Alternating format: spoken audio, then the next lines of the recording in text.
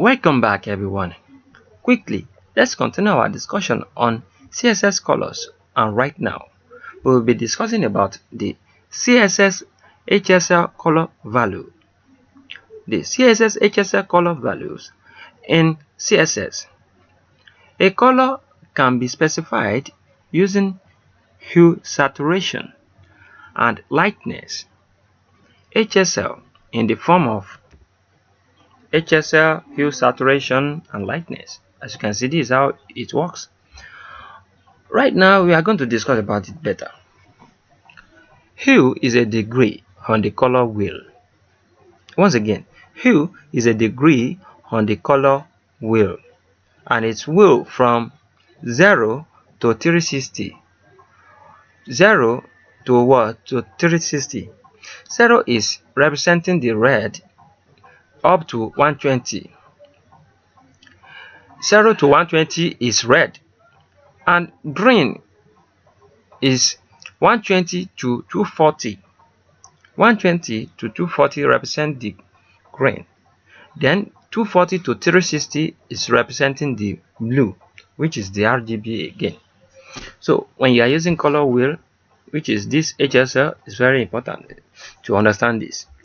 Saturation is a percentage value, which is 8% means a shade of gray, and 100% is the full color. So lightness is also a percentage of 0.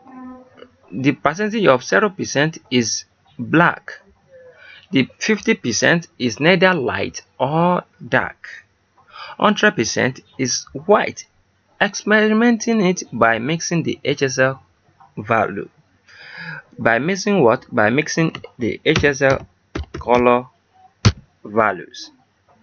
So I'm going to experiment it for you guys, but not right now. Let's get going.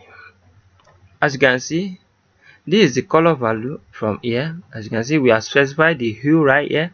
Inside the hue, you can find your RGB, and inside the saturation, you can find what can we find inside our saturation? We can find our shades of gray, and inside our lightness, we can find our opacity, which is 0, which is it controls the percentage of black, the black to dark, and the dark to white. So I'm going to show you how all this works in gently ways. So please, let's talk about this in another topic, because I don't want this tutorial to get too long. Anwar Akorede, ayofe is my name. I wish to see you guys next time to the next tutorial. Have a great day. Thank you so much. Bye bye.